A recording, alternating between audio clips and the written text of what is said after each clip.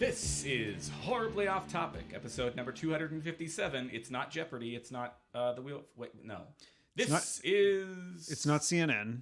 Not CNN, not Jeopardy. It's Horribly Off Topic. And I'm Chris. And I'm Steve. And it's episode 257. Here's Horribly Off Topic.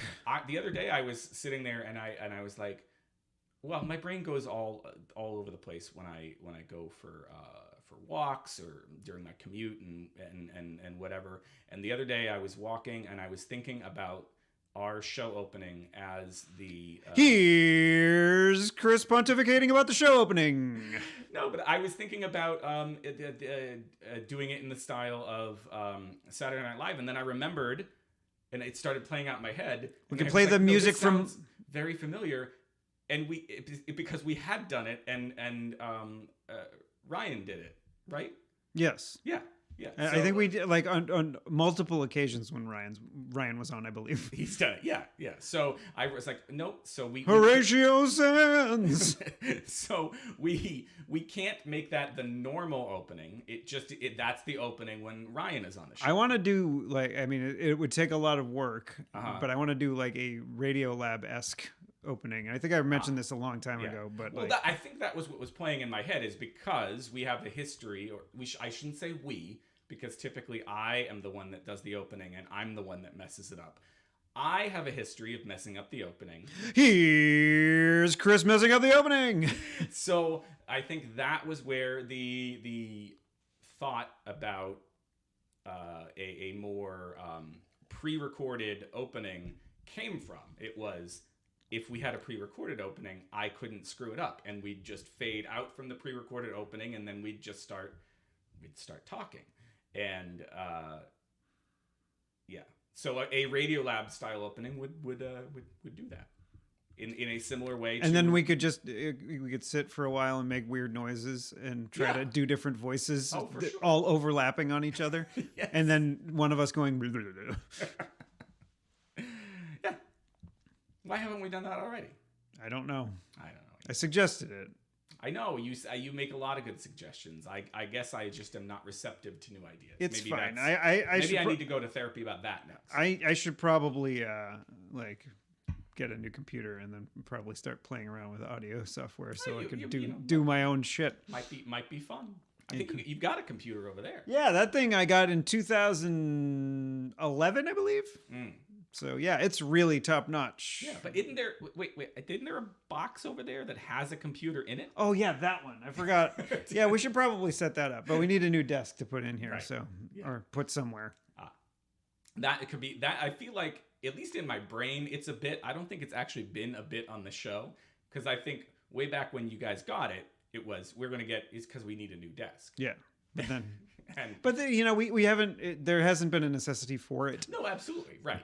We're in an age when you don't necessarily need. There was a point at which, if you had a computer in the house, you had one computer, right? Yeah, and then whoever was most horny was on it.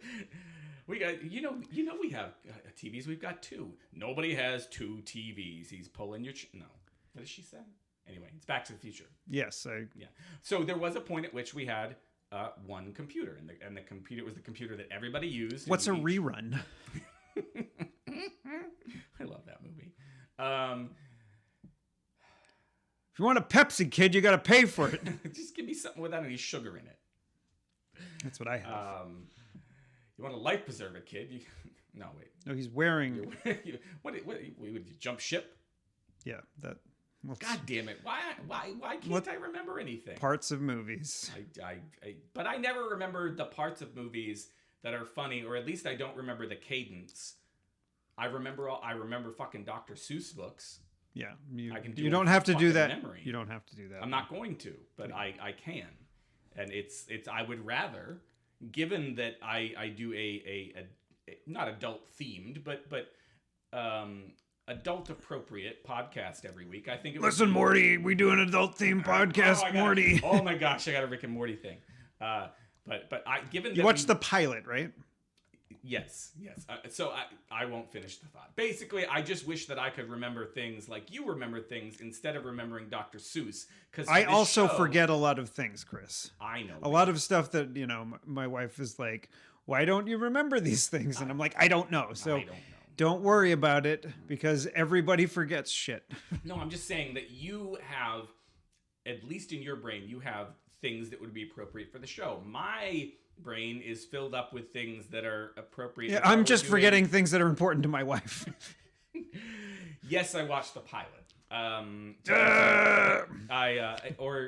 guess the pilot would be whatever. You go to Hulu. You open Rick and Morty. I think it's on Hulu. Yes, it is. You open Rick and Morty, and I played the first episode. And I forget what happens in the first episode. So if you haven't watched the first episode of Rick and Morty, what the spoilers. fuck is fuck off. Just listen. If me from a week ago is listening to this, yeah. I just want to let you know I'm about to spoil something that you're going to watch within the. If you could time travel or listen to things in the future, why the fuck would you listen to our show a week? You'd be like, wait, we didn't do a show this week. No. So I started watching it. I don't know what possessed me to do this because the kids were in the house. There's lots going on, and I was just like, you know what? I'm gonna watch Rick and Morty. I'm gonna watch Rick and Morty, and after not 30 seconds. Within the first couple of minutes of the episode, Morty is having a daydream in the classroom about one of the girls that he likes, or the girl in the class. Jessica, I think is her name. And at first it's just funny, and it wouldn't be a problem if the kids walked in, but then Jessica opens her shirt and encourages him to play with her breasts. And does so in language that made me immediately reach for the remote and start pressing the volume down. But I'm like, okay, if somebody's, because the door to my room was open, the door to the downstairs was open. It was probably close to dinner time. So it just seems like you're watching pornography. Yes, exactly. All they could hear was touch me, Morty. They have no idea what's going on. So I turned the volume down. Maybe she says something first, so I turn the volume down. Then she opens her shirt, and I'm like, shit, I just need to turn it off, and I'll watch it later. So, think that was the sequence. And so then I eventually did get back to it, not yesterday, probably the day before. And so when I get back to it, he comes out of the dream sequence, or he's still dreaming, but the shot is him caressing his male teacher's man boobs. And the teacher saying something that sounds vaguely like he's enjoying it, but he needs it to stop. It's good, but and that I need to watch season 1 again. Apparently, it was pretty good.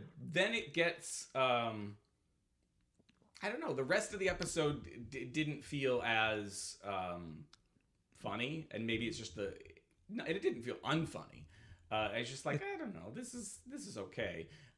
Rick grabs him from school. They go off to a dimension where there are some kind of trees, and they're trying to smuggle they're trying to smuggle the whatever from the trees back across the interdimensional gateway.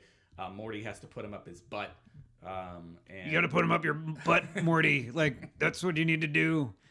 Yeah, and there's a lot of Rick burping and drooling green. Because he's drinking constantly. Yeah. Yep. And they try to get through the interdimensional gateway. They do eventually, but they end up right back in a big problem, which is that Morty hasn't been going to class. Rick is like, well, but Morty is super smart, and Morty proves that he's super smart, but then it turns out it's just the things that are up his butt that are making him super smart, and actually he's an idiot. Yeah.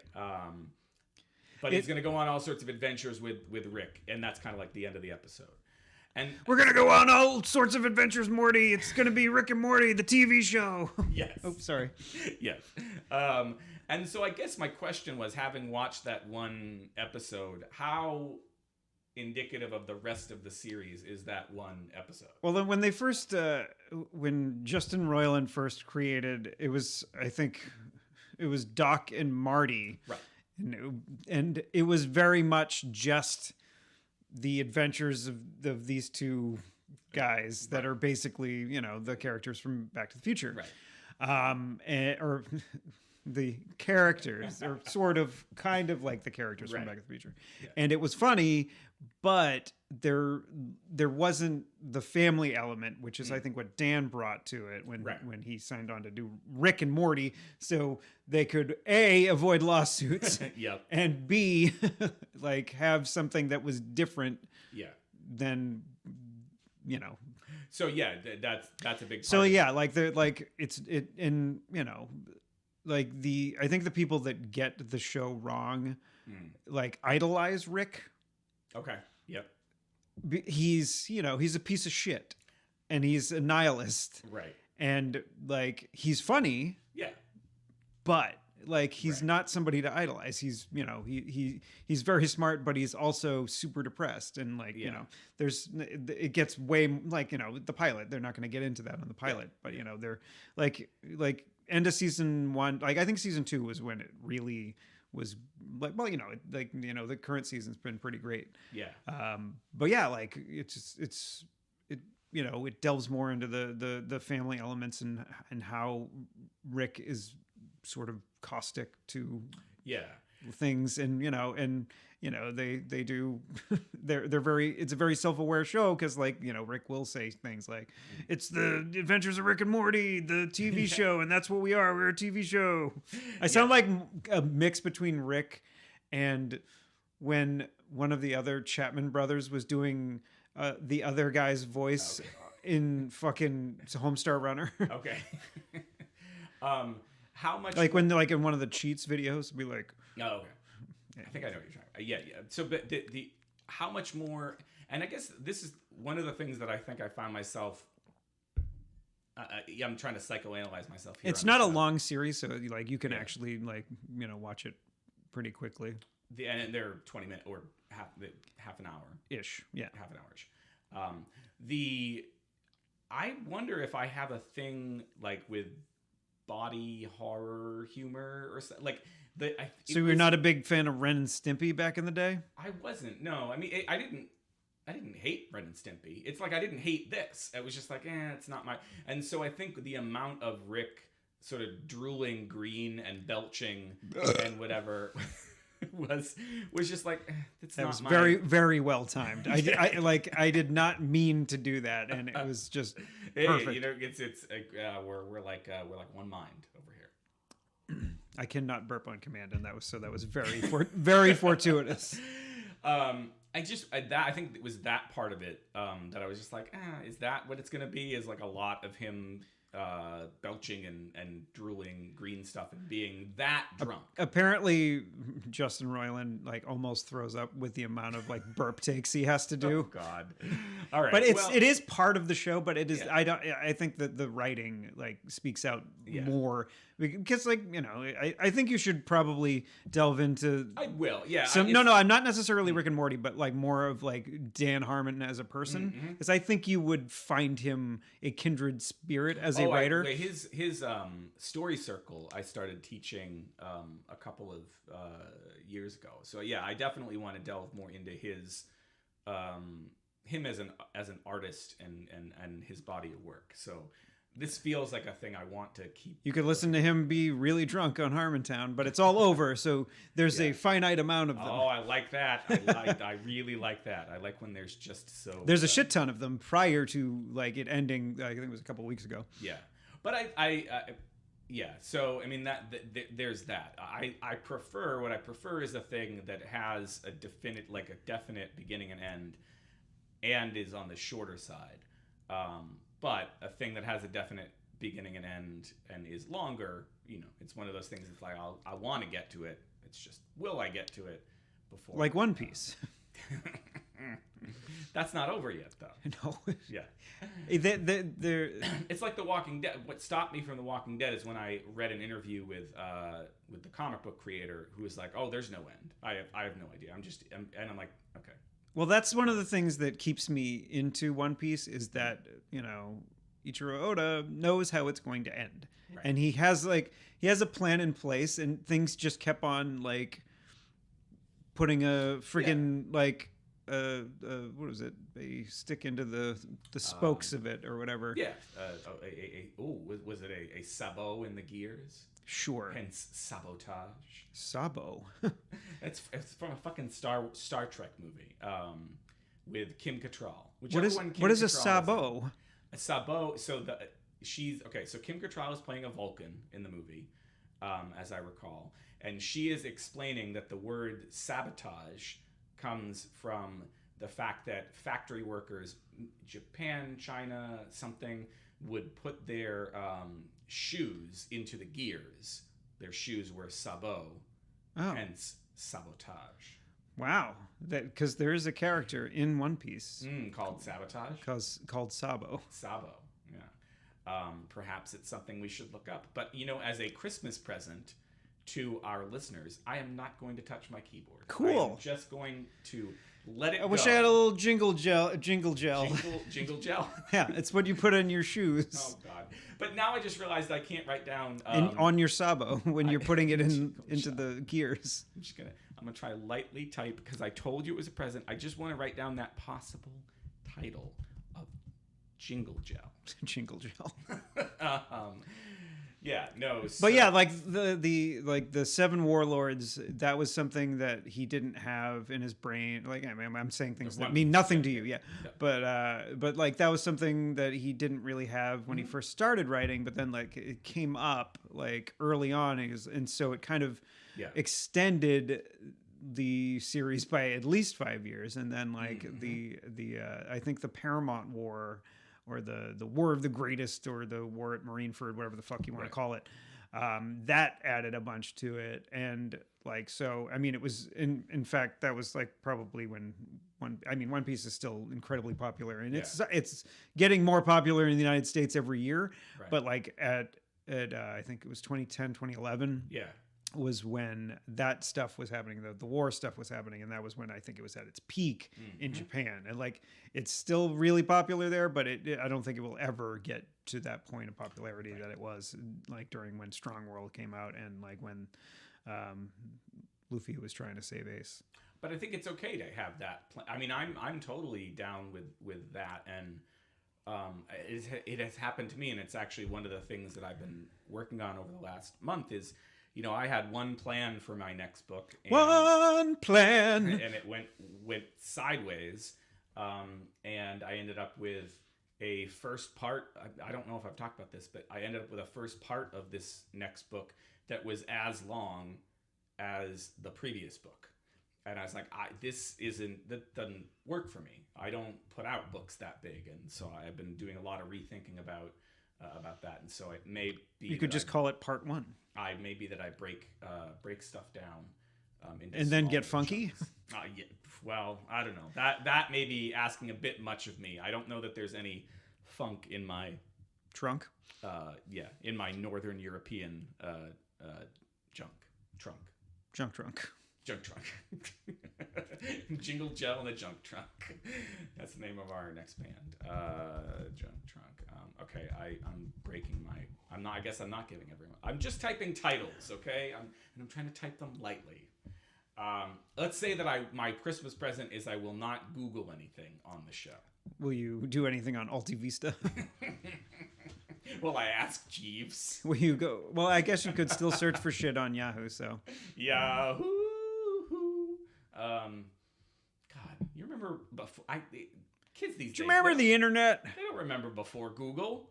Like Google was the internet before Facebook for that, and that's pretty much it. And Google was the Google. But there was an internet before Google, people. That's what we're trying to tell you. Yeah, well, it was a lot harder to navigate. It was a lot harder to navigate, and it was a lot easier to do it without having your privacy violated. Yeah. Anyway. Well, you could always just not be online ever, not have a smartphone, not have anything, and then to live in a cabin somewhere in the woods, and then be stuck in some sort of like horror fantasy. Yeah, that felt like it was being written by Joss Whedon. Yes. Wait, yeah, he wrote that, right? I don't know, maybe. He had something to do with that movie. Speaking of Joss, my daughter, my Kaylee, I heard the other day I was talking with somebody about Britishisms. and I don't think they necessarily do it with children, but they do it with. God, that sounds fucking terrible. Just finish your thought. I hate the. I didn't make the joke. Just fucking go. I hate the rate at which my brain works. Sorry, that was my one moment of self-loathing for the show. It's just the one. For today's episode, they will say things like for their brother or their sister, they'll say my Jason or my Steve, like instead of my brother. Apparently, that was the opinion of the other person I was talking to.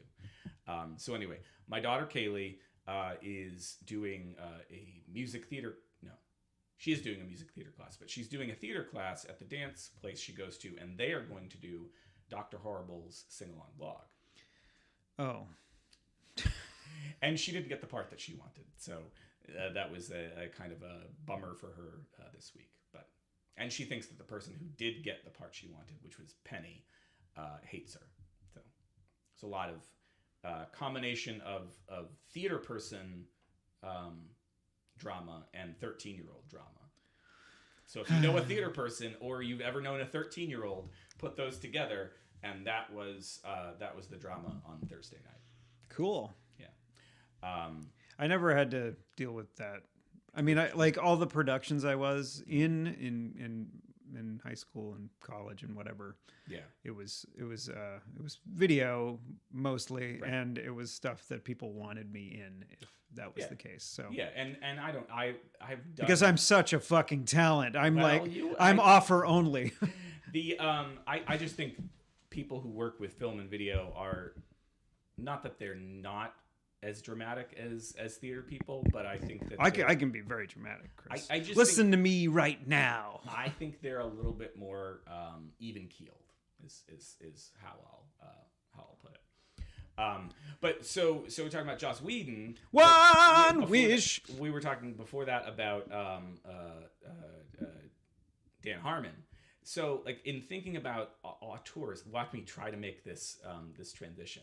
Can you see it happening? I'm sure you can hear it happening. Before the show, we were talking about a fellow named Ryan Johnson. Mm-hmm. So that's the transition I was trying to make is get us over to Ryan Johnson, because we're talking about auteurs. Mm-hmm. You know, these dudes. I don't know why it's always a dude, because there are plenty of women out there doing tons of interesting creative stuff. But yeah, just none of them are very relevant. It was totally a joke, but well, in these times, it was hard to make. Yeah. So anyway, Ryan Johnson famously directed a few movies and then got hired by the Lucasfilm Company to direct Star Wars: The Last Jedi. And he should have probably said, no. Yeah, for his own sake, he probably should have, because the hate that he got was probably overpowering any love that he got for that franchise, at least from the fans, because I would say, judging by the cast of his latest film, which we can not talk about with spoilers, because neither of us have seen it, but we can talk about, judging by the cast of that film, I would say the actors fucking love the dude. Yeah. So he may have wanted to say no to Star Wars because of the fan backlash, but he certainly seems to be getting some stars in his latest project. Now, I mean, I don't know how much, I mean, Lucas obviously didn't have a trilogy in mind when he made the first film. I think he wanted to make a movie, and he did. I mean, the lore goes that he had a story in mind for 9 movies, and then it was 6 movies, and then it was back to 9 movies. You know, there's a lot of lore, and who knows what's true and what's apocryphal. But yeah, he probably just wanted to make a movie. I think he made the movie. It was successful, and then did he?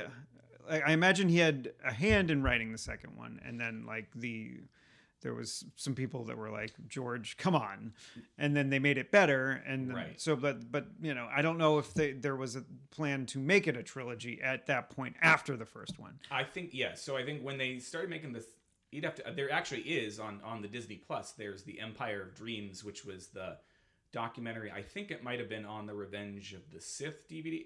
At any rate, it was like documentary about at that point all 6 movies. But it was produced by Lucasfilm, so who knows, how much spin is on it. But my understanding of how it ended up working was, and it seems like you see this kind of repeating itself with each of the 3 trilogies. He made A New Hope. I don't know why he didn't want to direct the next one, but at some point he hires Kirshner to do Empire Strikes Back, and Kirshner takes more control over it than Lucas is comfortable with. It ends up being a hit. Well, I don't know hit-wise what it was, but critically, we all know that most people think of Empire as the best of the originals and possibly the best of all of them. Right. I haven't seen this new one yet, but from what I've heard online, I think it will remain on my top Star Wars Empire movie. Yeah. So what I recall is that because almost as a backlash to the lack of control he felt over Empire, that's how we ended up with the director we ended up with for Jedi. Because Lucas still didn't want to direct it, but he wanted a director he could control. So we got what I remember being almost derogatorily referred to as a journeyman director. What is his name? Marquand, right? No, is that right? I don't know if that's right. So we end up with a very sort of a guy who is basically just doing the directing job for Lucas, and Lucas is kind of pulling the strings. And then, of course, he's a regular Don Quixote do Flamingo. Yeah, and then, of course, famously, Lucas decides he's going to direct and write the prequels. Right. What I might be remembering this wrong, but I feel like he heard the backlash about the first one and brought in a co-writer on the second one, but I might be wrong.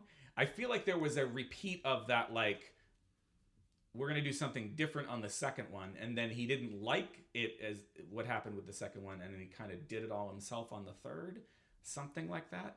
And now with this most recent one, with the sequel trilogy, I feel like you see history repeating itself again. You had a very kind of, some people would even say conservative approach to The Force Awakens, where right.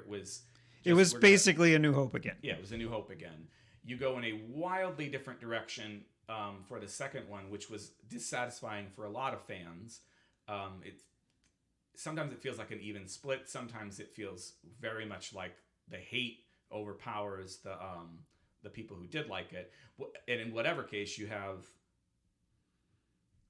as a reaction to that, let's go back to JJ. Yeah, and be super conservative, and I imagine that's not making anybody happy. But yeah, well, see, and as long as like the story is tied up, I'm okay. I don't wanna Damon Lindelof, like, it could be anything. Right. What I had heard, certainly it's what they've been portraying on the press tour prior to the screenings and reactions and stuff coming out. So Abrams is kind of saying, oh, it's not just an end to this it's not just a movie, it's an end to this trilogy. The One Piece is the friends that we made along the way. No. In fact, Oda has said it's not that. They're trying to end all of them. But then and I had to stop just even looking for anything on YouTube, because there are these whole channels dedicated to picking apart everything, every scrap of even non-news regarding Star Wars. And so there was this whole narrative online about the fact that they kept trying to change the ending to this new one. Mm-hmm. And who knows how much of that is true. I feel like the narrative possibly just continued right into the fucking reviews. But when I looked at and I've stopped looking, so you have more of a feel for what the zeitgeist is right now. All I just see is people. Everybody is on Twitter right now is the Penguin. Oh, okay. All right, I gotta write just for the description. Sorry, I'm taking your Christmas presents back, everyone. You're getting coal.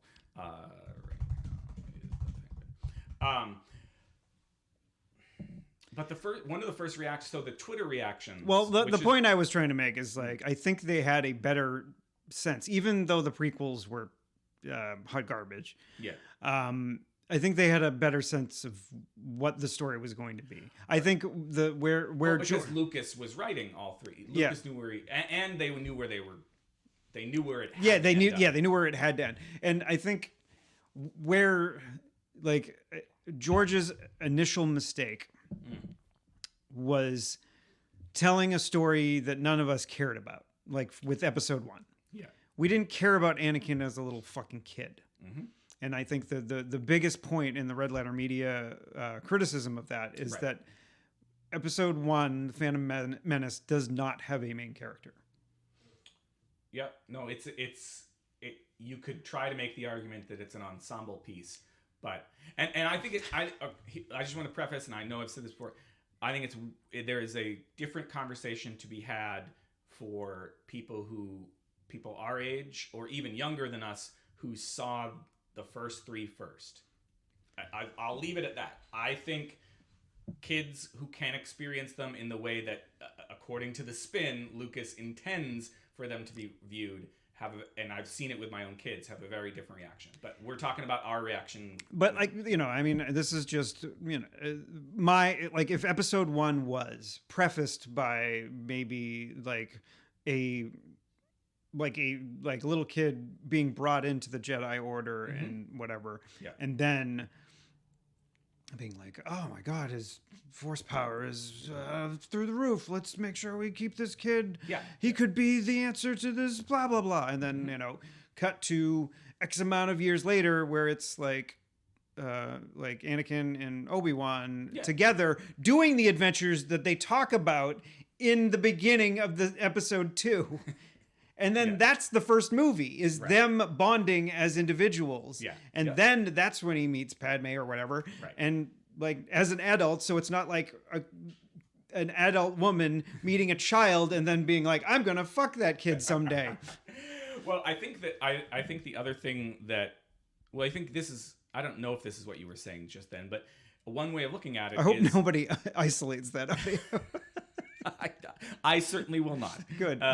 One of the things I think you could look at, a way of saying it, is that the first movie should be the crawl of the first movie.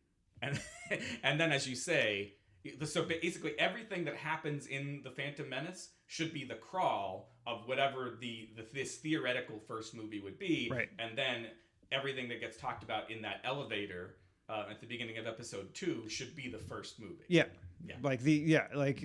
It doesn't necessarily, it doesn't have to be, it just could, you could have a small character driven film where there's laser swords and shit and cool action happening, but you want the beginning of or when Obi-Wan is talking fondly about Anakin at the beginning of A New Hope. Right. He's like, and he was a good friend. Yeah.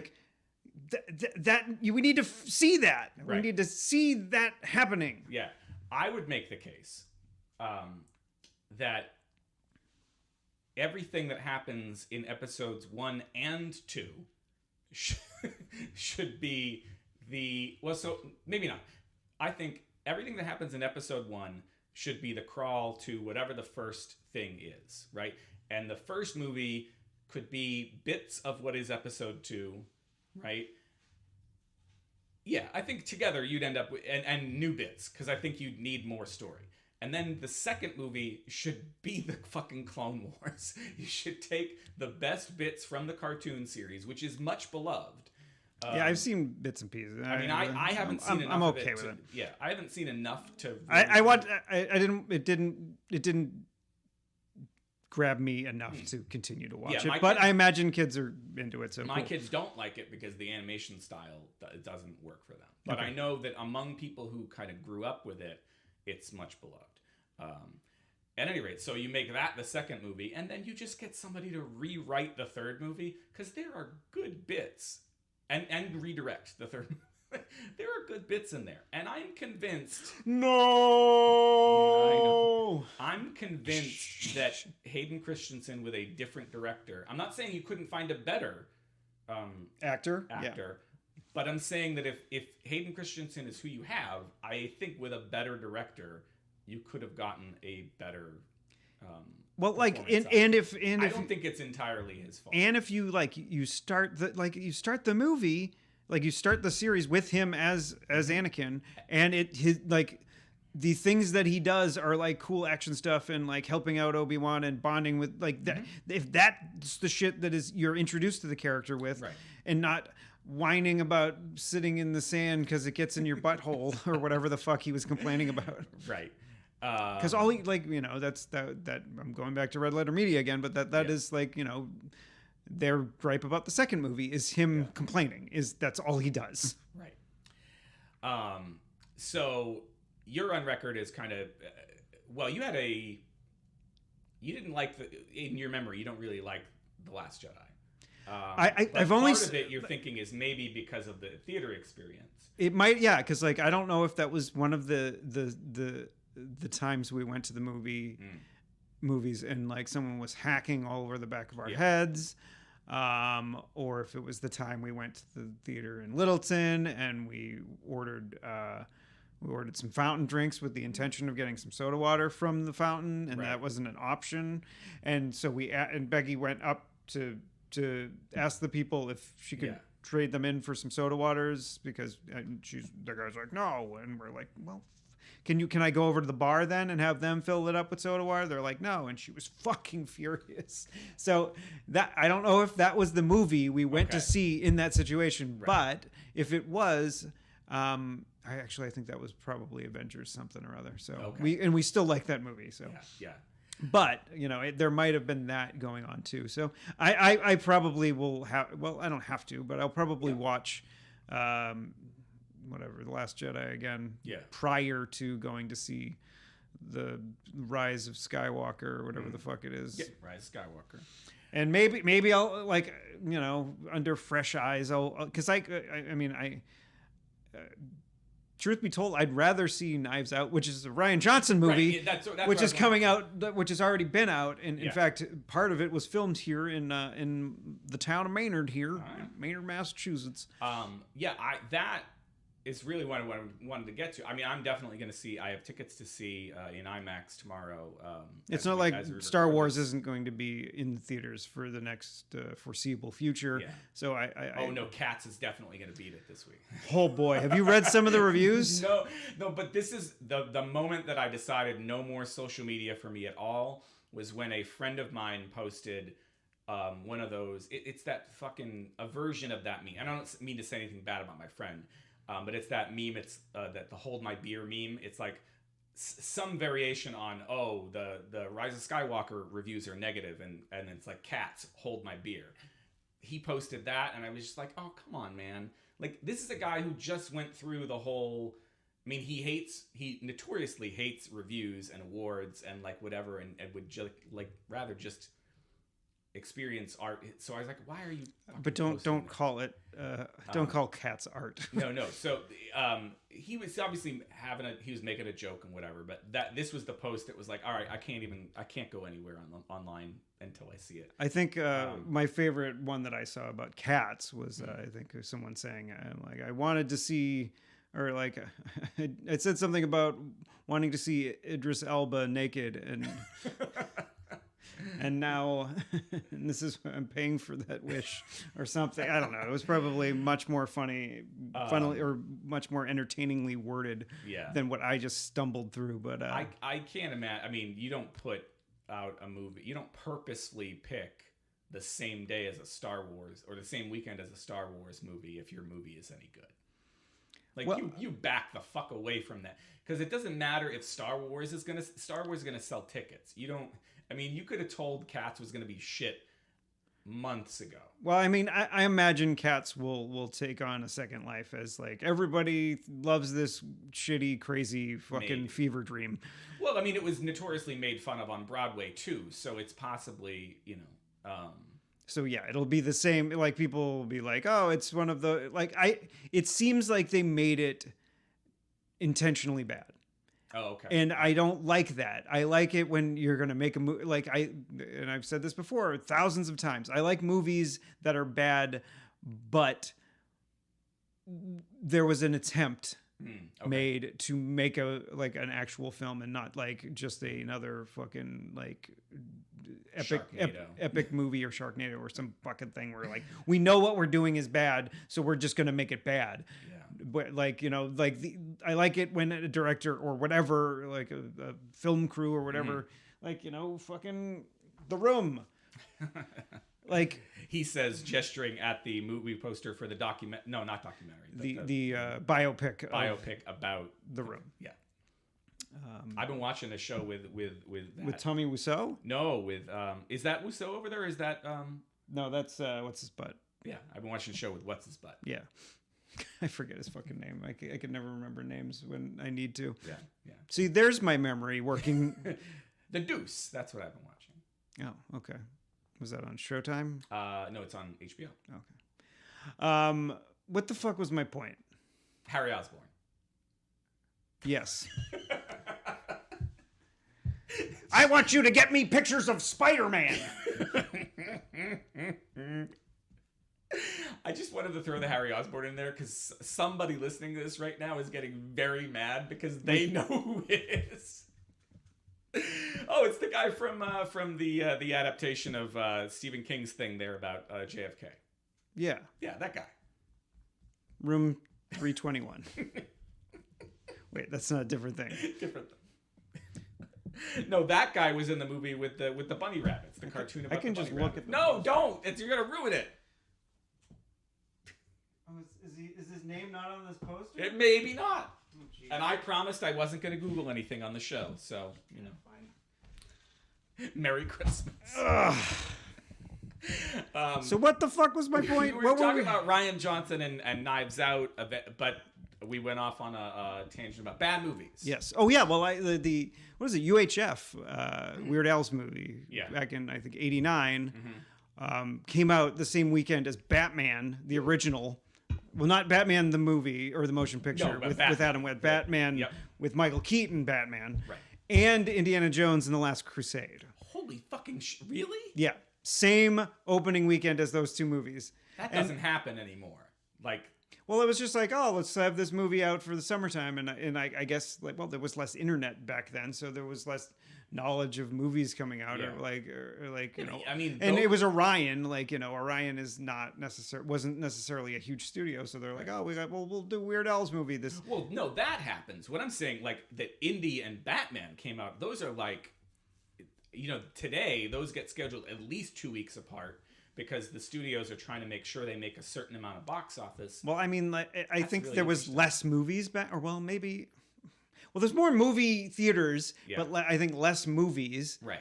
And so I think it was a world where both of those could exist in the same summer. Yeah. But UHF, not so much. Yeah. No, and they can exist in the same summer, but to come out in the same day, they came out on the same day. I think it was either one after the other, or like around the same time. And Weird Al's movie came out, maybe at the same or the same release date as one of the two of them. Anyway, or something I'm splitting like hairs about and ruining your story. But that's not a bad movie, right? I mean, well, in my opinion, I love UHF, but like, but I don't think it was necessarily planned that way. Right. Yeah. That like, oh, we'll go up. Well, maybe they didn't know how big Batman and Indiana Jones, I imagine, like there was a good. Yeah, it's a fourth. Good understand. No, that was the third one. Oh yeah, the third one. There is no fourth one. Yeah, right. According to some folks. And yeah, there was I think there was probably a good understanding that would do well. Right. But, yeah. Yeah, maybe not with that.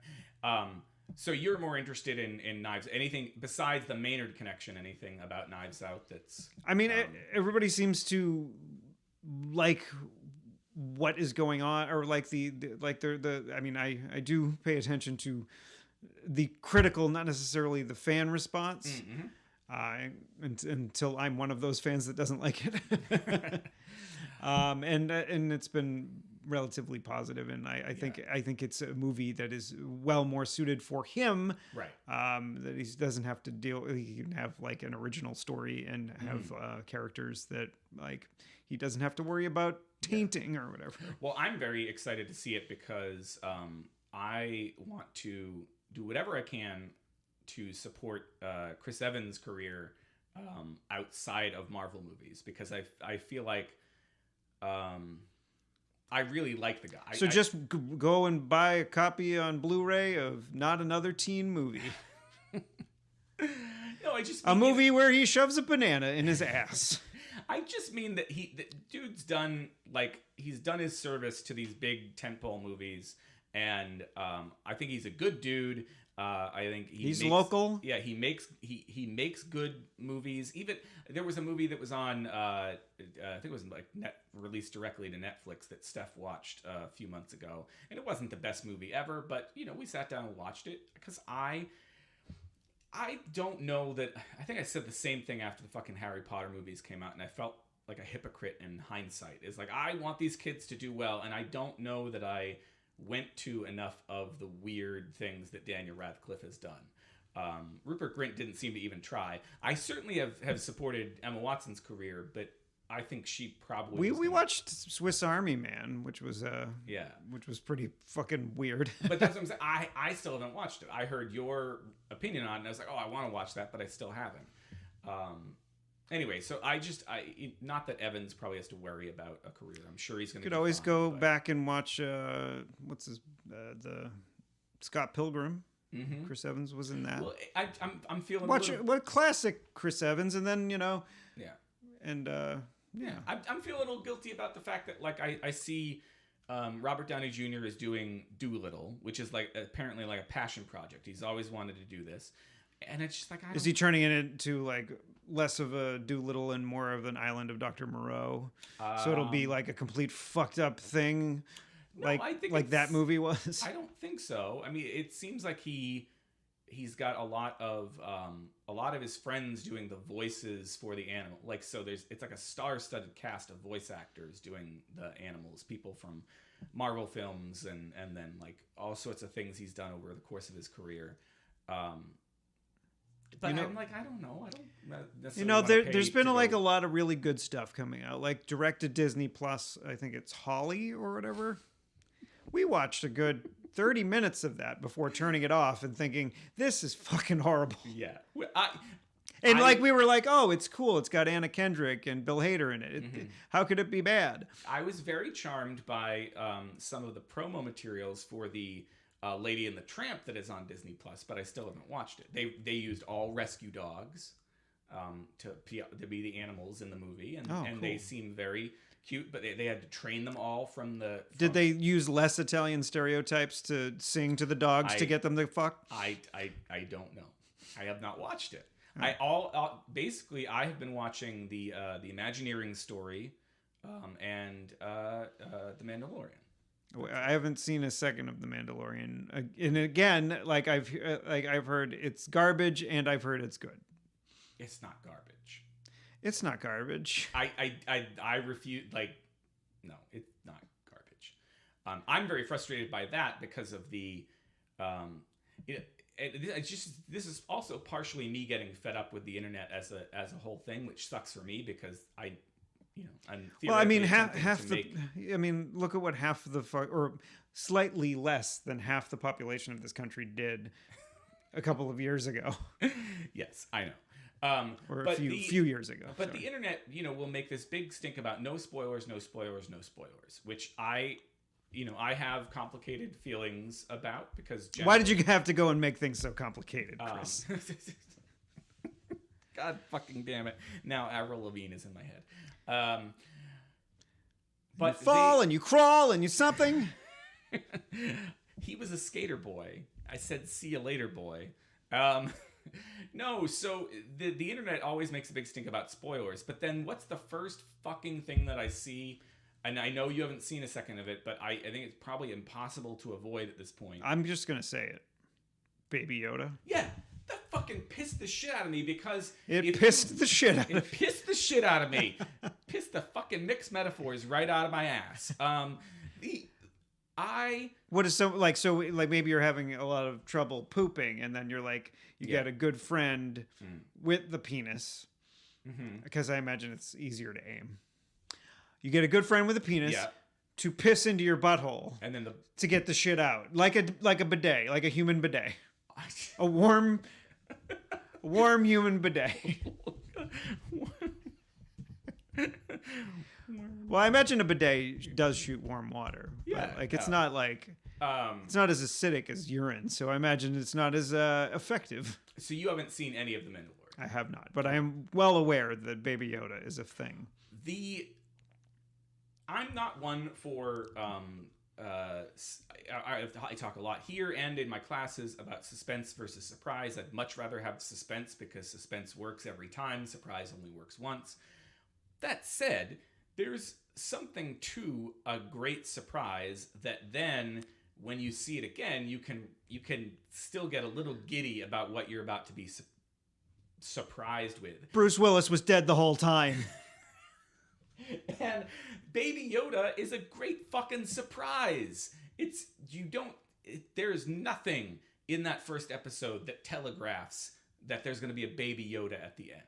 And it's the fact that became a meme. I'm not surprised because the internet is full of assholes whose farts and assholes are drowning out all the nice people who are, not able to peek up through. I don't know.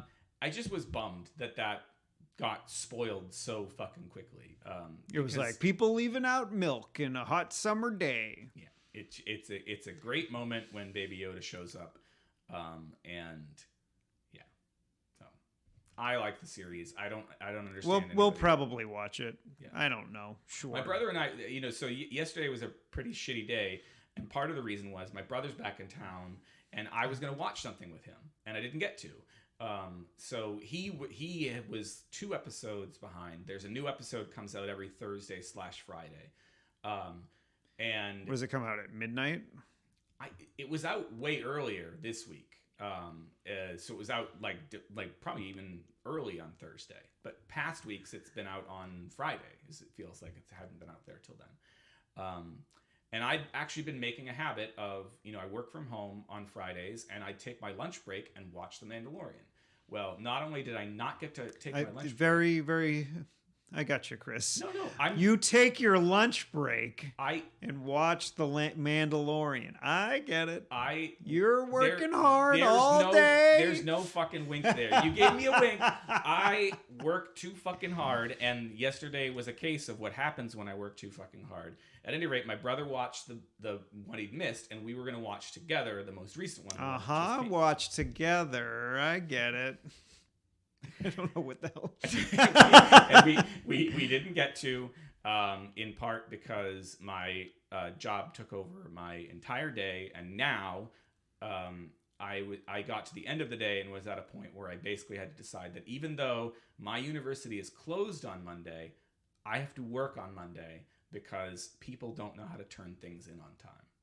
And I'll just leave it at that. And so I didn't have time to watch the show with my brother, and I was like, all right, fine, but maybe we'll get to watch The Last Jedi because that was the last of the movies we needed to do in our rewatch. Didn't seem like that was going to happen at a certain point. I was trying to do my job, do the laundry, try to help out for this party that was happening today, and it was all getting to be overwhelming. And then I was like, you know what? Everyone tells me self-care. All right, I'm going to pause. I'm going to go jerk off in the woods. No, I did not go jerk off in the woods. Make some nice jizzy icicles. That was before the show. I know. But I needed to actually say it on the show. Can we call the episode Jizzy Icicles? No, Jingle Gel in the Junk Trunk. I already have it written down. Jingle Gel and the Jizzy Icicles. And the Jizzy Icicles in the Junk Trunk. No. That's a little bit too long. That's a little too much. But it's at least alliterative up to a certain point. Yeah. No, so I was feeling terrible. I was like, I need to calm down. So I sat in my chair. I kind of didn't quite take a nap, but I was like, all right, we're going to calm down. And then I forget what the first thing was. But basically there was this pattern last night of every time I tried to calm down, immediately after I was like, okay, I feel calm. Immediately after, something would happen that would like raise my level of anxiety and anger to above where it had been before I had like people talking politics or people like talking politics, people showing up. Then I was like, Steph's going to be home soon. I should have done way more to help her out. So I'm going to go do the dishes. Usually the dishes relax me, but then I'm looking at the strainer, and the strainer's dirty. So I try to clean the strainer. I break the strainer a little bit, and I said, you know what? I broke it a little bit. I'm angry. I'm going to break the strainer. So I took the thing off the bottom of the strainer, which now had a little crack in it, and I slammed it against the sink until the strainer was broken. I was like, that was dumb.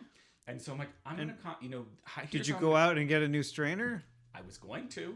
So I said, I went into go out to Caldors. No, I said I was going to. So this is where it gets even better or worse, depending on your perspective.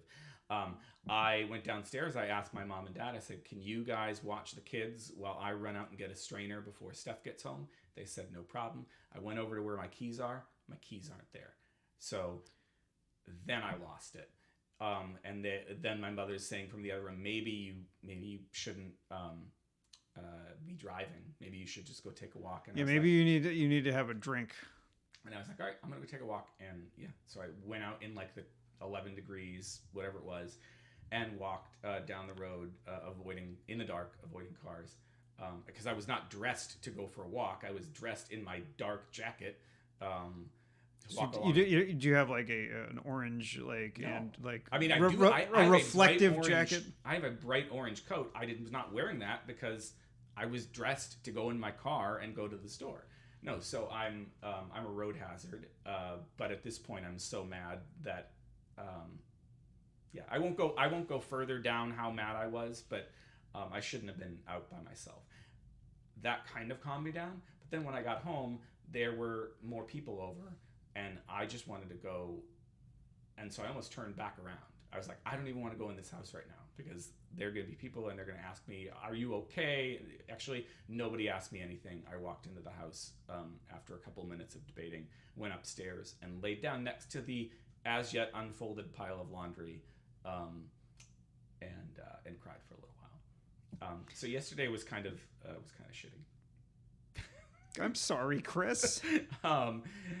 I hope I wasn't, part of bothering you. No, you weren't.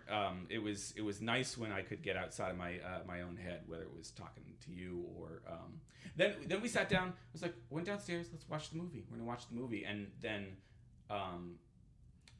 Melody had a freak out at one point about an understandable one. She got very sad. There's a death at the beginning of the movie that then like 15 or 20 minutes in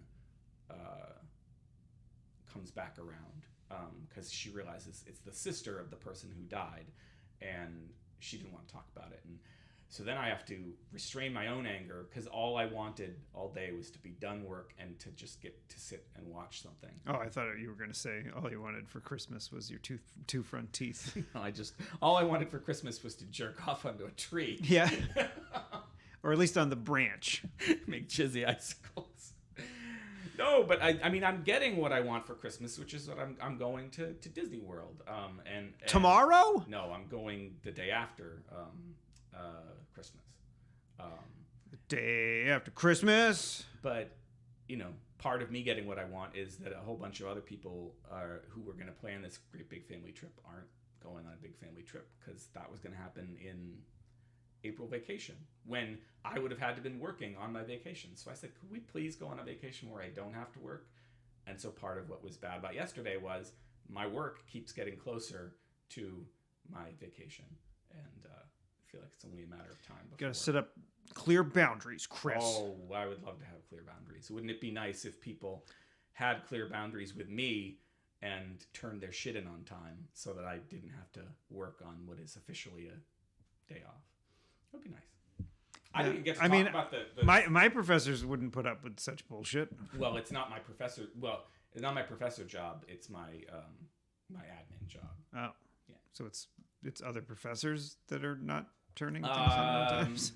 Other professors and students of theirs. Yeah, it's a joy. It's a joy. And I didn't get to talk about the stuff that's in the background of all of this, which is. But let's not. We didn't get. We're at the end. It's the holiday season, and whoop-de-doo and deedly-dop. Watch out, you might get killed by a cop. Oh, God. But only if you're black or brown. I stopped the recording for a second because that honestly would have been the perfect place to stop. But you disagree, so we're I mean, wrap up. I just want to say there is a real problem in our country. I would say I think that is indicative. Like part of what makes it funny is because it's so fucking terrible. Yes. I am not. Yeah. So you're right. It needs a little bit of explaining, but we just watched a documentary on Netflix about this guy that just kept on confessing to murders, and then he only actually maybe committed one of them, and then like the Texas Rangers just kept on pulling everybody, like from all over the country, to have him come in and basically confess to these murders that he didn't fucking do, and then like. One of the guys that was being interviewed for the documentary was like, when like a district attorney in I think Waco was basically saying, he didn't do any of these things. We did some research and he was here in this other place doing like he was in fucking Florida, and you're saying that he committed a murder in Washington State. And like, that's not fucking possible in the same day. Like, unless he took a flight. Being a person that was not well off in the early 1980s, that's not something that fucking happened. Because there would be a record of him being on a fucking plane, but he was just like, he was attacking the cops and whatever like that. And like I think the problem with like people, there's a thing that people say, oh, a few bad apples in law enforcement or whatever. Right. But people forget about the rest of that phrase, which is spoils the bunch. Yeah. So like, stop defending people that are shitty and fucking like you know, when you're trying to train a dog. Let's bring it back. We're talking about let's bring it way back. We were talking about, you know, when we do hiatuses, doing classic episodes, you know, maybe we want to bring that one up. So speaking of classic episodes, like you want to like, so when a dog does something good, right, like, you know, like you're training them to go to the bathroom outside. So you like the thing that caused the ruckus was me saying that you like make a loud noise when like to surprise them to stop doing it in the house, and then you get them outside immediately, and then when they do go to the bathroom outside, you praise them. You say, oh, good boy, good girl, whatever. Right. So like you praise cops that are doing a good job at, you know, at law enforcement and at like creating a great community. Right. But and then you basically like you get rid of the bad apples, so they don't spoil the bunch anymore. Yeah, you just murder dogs. No.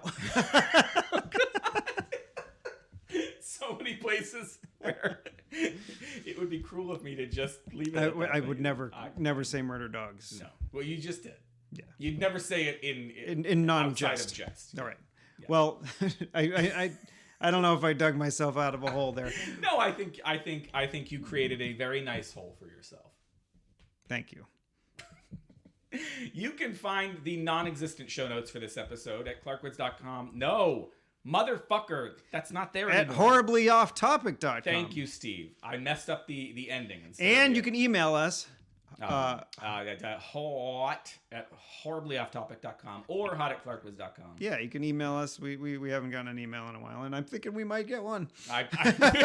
You think we might have said one or two things that might prompt, you know, especially about the fine young man who played Tommy Wiseau, whose name is like right on the tip of our tongues. It's Harry Osborn, right? Right. Merry Christmas.